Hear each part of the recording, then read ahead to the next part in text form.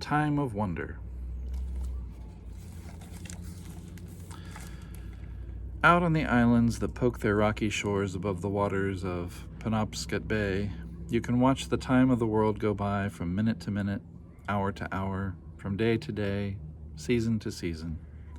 You can watch a cloud peep over the Camden Hills, 30 miles away across the bay. See it slowly grow and grow as it comes nearer and nearer. See it darken the hills with its shadow, and then see it darken one after the other. Islesboro, Western Island, Pond Island, Hog Island, Spectacle Island, Two Bush Island, darken all the islands in between. Until you on your island are standing in the shadow watching the rain begin to spill down, way across the bay. The rain comes closer and closer. Now you hear a million splashes. Now you even see the drops on the water, on the age-old rocky point, on the bayberry, on the grass. Now take a breath.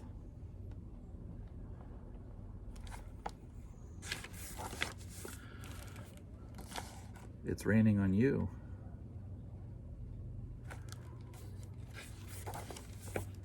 At the water's edge, on a foggy morning in early spring, you feel as though you were standing alone on the edge of nowhere. You hear a snorting sound from out of nowhere, and you know that no, you are not alone. A family of porpoises is nearby, rolling over and over, having an acrobatic breakfast of herring under the bay. Then, through the fog, you hear Harry Smith, over at Blastow's Cove, start the engine of his lobster boat and go out to pull his traps. Suddenly, there's a ripple and a splash along the shore that makes you jump. It's the wake from Harry Smith's lobster boat, and you smile because you almost got wet feet that time. The ripple disappears into the fog, and though you cannot see it, you know that it's silently gliding on its way.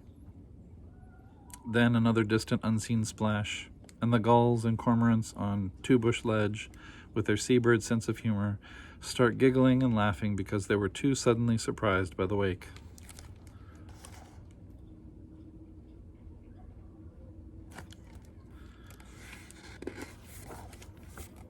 Back from the shore, the trees look like ghosts. The forest is so quiet that you can hear an insect boring a tunnel deep inside a log. And that other sound, not the beating of your heart, but the one like half a whisper, is the sound of growing ferns pushing aside dead leaves, unrolling their fiddleheads, slowly unfurling, slowly stretching.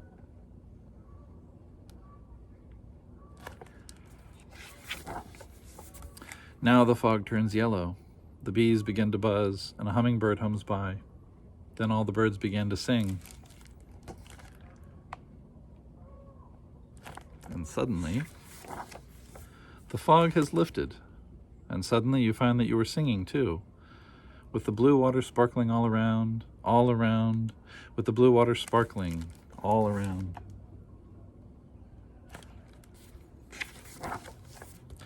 At the height of the summer season, the bay is spotted with boats, with racing sailboats, with cruising schooners, with busy fishing boats, and with buzzing outboards.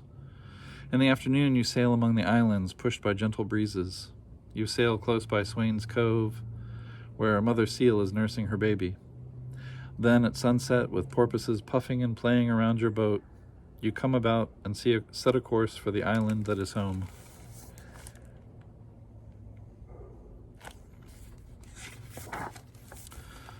The rock on the point of the island is very old. It was fiery hot when the world was new. It was icy cold when a glacier covered it with grinding weight. This morning the rock is warm from the sun, and loud with happy noise of children who have come to spend the day.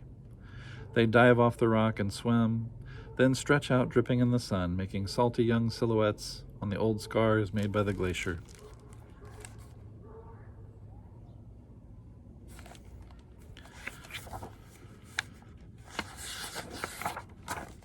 In the afternoon, when the tide is out, they build a castle out of rocks and driftwood, below the spot where they had belly whoppered, and dog paddled during the morning. I guess in New England it's called belly whoppering. In the evening, when the tide is high again and all your guests have gone, you row around to the point feeling lonely until an owl asks a question. A heron croaks an answer. A seal sniffs softly as he recognizes you, and eider ducks and fishhawks are all listening. All are watching as you row. By the rock you shine a light down into the water. There is a crab on the bottom where you were playing this afternoon. He tiptoes sideways through the castle gate and disappears into its watery keep.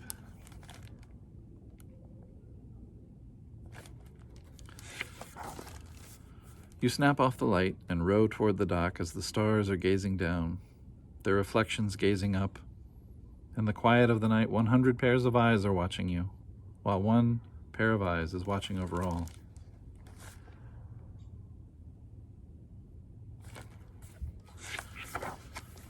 As the days grow shorter and shorter, there are fewer and fewer boats on the bay until at last only the fishing boats are left. The wind blows brisk from the northwest, rustling the birch leaves. The ferns change from green to yellow to brown. The robins are gone from the lawn and the garden. The swallows have flown from their nests in the boathouse. To take their places, migrating birds from the north stop off to rest on their way south. The crows and gulls fly over, fussing and feuding. The hummingbirds visit the petunia patch. Mr. Billings flies over, looking for schools of herring. When he sees you waving on the beach, he dips the seaplane's wings in greeting.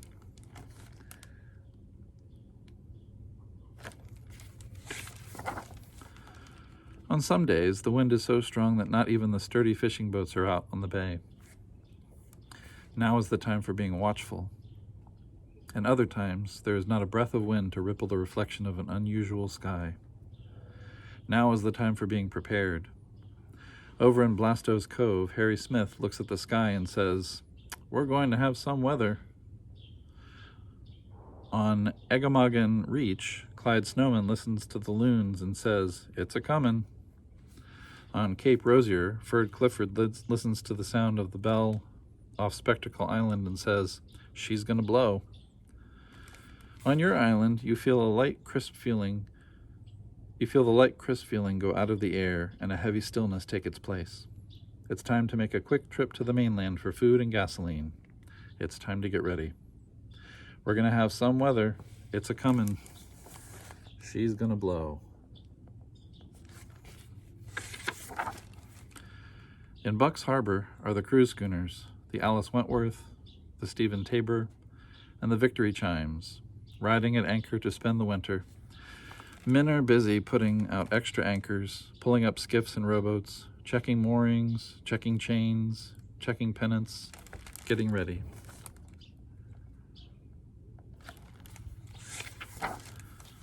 Take aboard groceries, take aboard gasoline. All of the talk is of 100-pound anchors, 2-inch rope, 1-inch chain, and will it hold? And the weather, and when. Mr. Gray strokes his chin and says, "With the next shift of the tide, hurry for home, for there's much to be done before the tide is too low."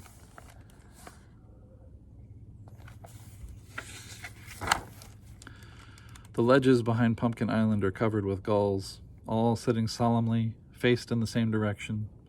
There is no giggling and cackling as your wake splashes the ledge today. There's no time for seabird sense of humor. We're gonna have some weather. It's a-comin'. She's gonna blow with the next shift of the tide.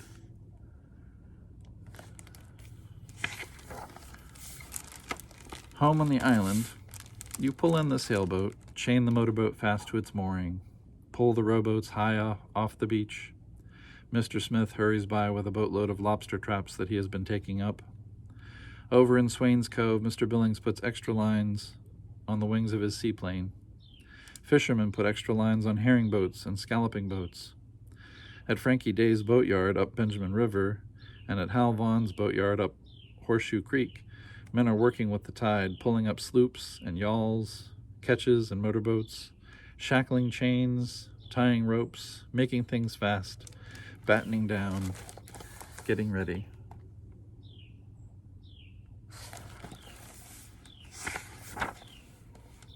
Stack the groceries on kitchen shelves, Bring in wood to build a fire. Fill the generator with gas. Then take one last careful look while the calm sea pauses at dead low water. A mouse nibbles off one last stalk from the garden and drags it home to his mouse hole. A spider scurries across his web and disappears into a knothole. All living things wait while the first surge of the incoming tide ripples past Eagle Island, ripples past Dirijo, past Pickering, past Two Bush Island. The bell buoy off Spectacle Island sways slightly with the ripple, tolling, tolling, tolling, the shift of the tide. Gently at first, the wind begins to blow.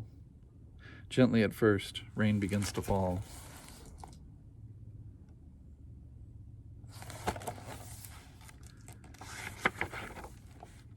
A tree snaps. Oh, sorry, I missed a page. Suddenly, the wind whips the water into sharp, choppy waves. It tears off the sharp tops and slashes them into ribbons of smoky spray. And the rain comes slamming down. The wind comes in stronger and stronger gusts. A branch snaps from a tree. A gull flies over, flying backward, hoping for a chance to drop into the lee of the island. Out of the channel, a tardy fishing boat wallows in the waves, seeking the shelter of Buck's Harbor.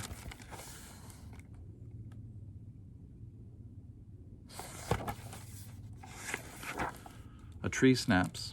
Above the roar of the hurricane, you see and feel, but do not hear it fall. A latch gives way. People and papers and Parcheesi games are puffed hair over eyes across the floor, while father pushes and strains to close and bolt the storm.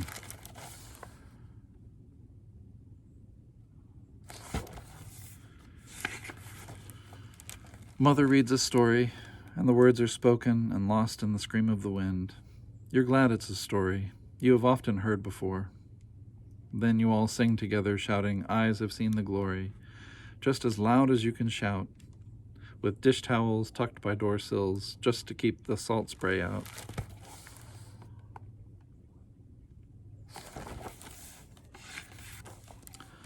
The moon comes out making a rainbow in the salt spray, a promise that the storm will soon be over. Now the wind is lessening, singing loud chords in the treetops, lessening. It hums as you go up to bed.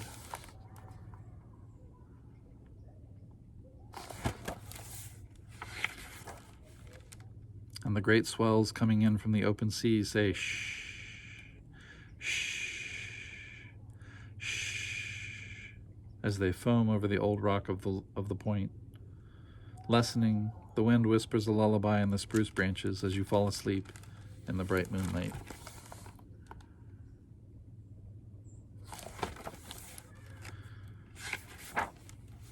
The next morning you awaken to an unaccustomed light made by a frosty coating of salt on all the windows. And out of doors in the gentle morning lie reminders of yesterday's hurricane. Fallen and broken trees are everywhere on the terrace, on the path, blocking your way at every turn. You cannot walk on familiar paths and trails, but you can explore the tops of giant fallen trees and walk on trunks and limbs where no one ever walked before.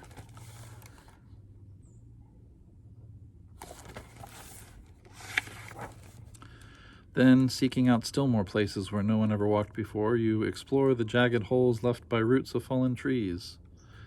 Under an old tree by the house, you discover an Indian shell heap, and poking in the thousands of snow-white clamshells so old they crumble at a touch, you realize that they are standing on a place where Indian children stood before the coming of white men.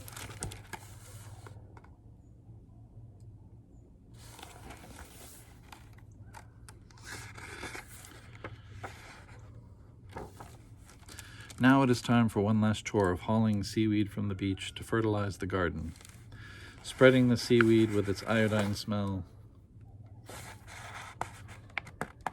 You are pleased to see that the storm-flattened sunflowers are once more lifting faces to the sun.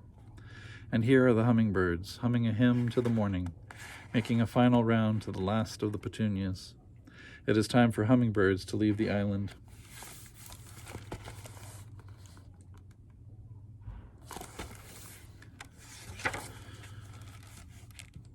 It is the end of another summer.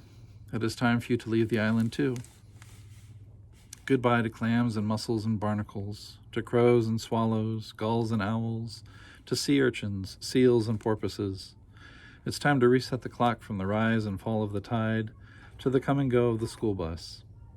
Pack your bag and put in a few treasures, some gull feathers, a few shells, a book of pressed leaves, a piece of quartz that came from a crack in the old rock on the point.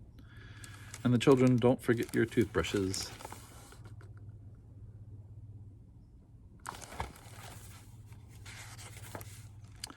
Then, all aboard, and all around Deer Island, past Birch Island, past Pumpkin Island, and across Eggemogan Reach for the first time this year. Take a farewell look at all the waves in the sky. Take a farewell look at the waves and sky. Take a farewell sniff of the salty sea. A little bit sad about the place you are leaving. A little bit glad about the place you're going. It is a time of quiet wonder. For wondering, for instance, where do hummingbirds go in a hurricane?